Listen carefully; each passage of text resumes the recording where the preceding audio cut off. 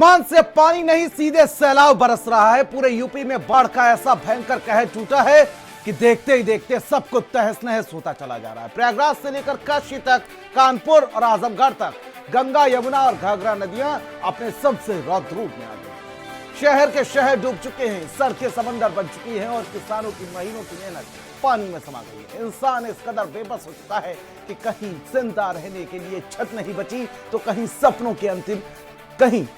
अपनों के अंतिम संस्कार के लिए घाटों पर जमीन कम पड़ गई। कुदरत के इस खौफनाक प्रहार और सिस्टम की पूरी तरह से डूब चुकी व्यवस्था पर देखिए हमारी यूपी में जल प्रलय की सबसे दर्दनाक रिपोर्ट।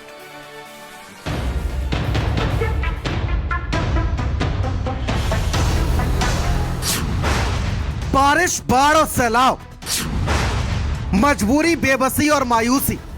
साहब, ये वही उत्तर प्रदेश है जब बारिश कभी उम्मीद लेकर आती थी, लेकिन इस बार कई इलाकों में ये बारिश आफत बन गई है। गंगा, यमुना से लेकर घाघरा तक नदियां उफान पर और इनके किनारे बसी जिंदगियां पानी के बीच अपना कल तलाश रही हैं। कहीं रोटी का संकट है, कहीं छत का, तो कहीं अपनों के अंतिम संस्कार तक की मजबूरी है। प्रयागराज में सैलाब की सल्तनत है, बेबसी की दास्तान है। प्रयागराज में गंगा और यमुना की लहरों ने कई इलाकों को अपने आगोश में ले लिया है। हल्लापुर, सलोरी, बघड़ा समेत कई इलाके जलमग्न हैं। घरों में 4 से 5 फीट तक का पानी भर चुका है। सड़कें तालाब बन चुकी हैं और जिन घरों में कभी परिवार की आवाजें गूंजती थी वहाँ सन्नाटा है और सैलाब है। लोग छतों पर अपना बसेरा बनाने को मजबूर हैं। सवाल है, क्या पानी के साथ इन लोगों की उम्मीदें भी बह जाएंगी? वाराणसी में पानी के आगे जिंदगी बेबस है। गंगा का रौद्र रूप, घाट डूब चुके हैं। वाराणसी में गंगा का जलस्तर तेजी से बढ़ रहा है। घाट पानी में डूब चुके हैं और अंतिम संस्कार तक के लिए मुश्किलें खड़ी हो गई हैं। मणिकर्णिका घाट की छत पर शवदाह किया जा रहा है। गंगा का जलस्तर 67.80 मीटर पहुंच चुका है और करीब 5 सेंटीमीटर प्रति घंटे की रफ्तार से आगे बढ़ रहा है। सोचिए, जिस घाट पर सदियों से अंतिम विदाई होती आई है, आज वही घाट पानी के सामने बेबस है। चित्रकूट में बारिश में बहा बच्चों के भविष्य का रास्ता, रपटा टूटा, बड़ी मंजिल की दूरी। चित्रकूट में भारी बारिश ने बसीला गांव का रपटा बहा दिया। करीब सप्ताह भर पहले बनाया गया रपटा पानी के तेज बहाव में बह गया। आवागमन ठप है और बच्चों को स्कूल पहुंचने के लिए करीब 4 किलोमीटर तक की अतिरिक्त दूरी तय करनी पड़ती है। ग्रामीण रपटा जल्द दुरुस्त करने की मांग कर रहे हैं। सवाल है, विकास की राह में एक छोटा सा पुल कब इन बच्चों की मजबूरी बनेगा? अमेठी में पानी में डूबी किसानों की मेहनत।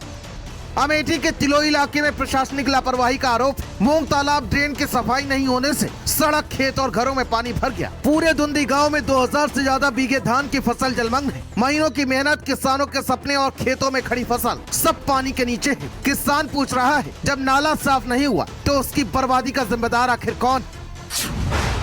आजमगढ़ में घाघरा का रौद्र रूप, डर के साए में जिंदगी। आजमगढ़ के सगड़ी क्षेत्र में घाघरा नदी खतरे के निशान के ऊपर बह रही है। डिगिया गेज का खतरा निशान 70.40 मीटर है, जबकि नदी 71.22 मीटर पर पहुंच गई है। बदरुआ में भी जलस्तर खतरे के निशान के ऊपर है। पानी अब संपर्क मार्गों की ओर बढ़ रहा है। नदी बढ़ रही है और इसके साथ लोगों की चिंता भी। कानपुर में सैलाब घरों में घुस चुका है। छतों पर जिंदगी जीने को लोग मजबूर है।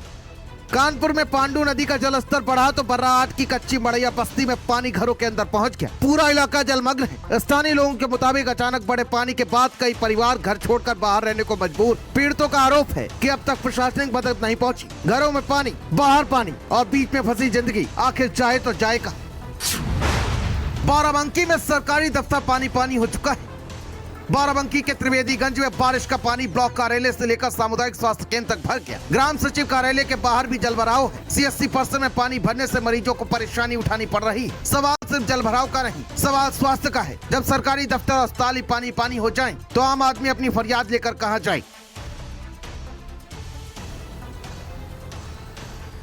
ये सिर्फ पानी की तस्वीरें नहीं, ये उन चेहरों की कहानी है जिनकी आंखों में बारिश नहीं, चिंता बरस रही। किसी का घर डूबा है, किसी की फसल, और किसी के सामने अपनों की अंतिम विदाई का भी संकट खड़ा हो गया है। सवाल बड़ा है, क्या हर बार बारिश के बाद यही मजबूरी हमारी नियति रहेगी? स्पेशलिस्ट, भारत समाचार।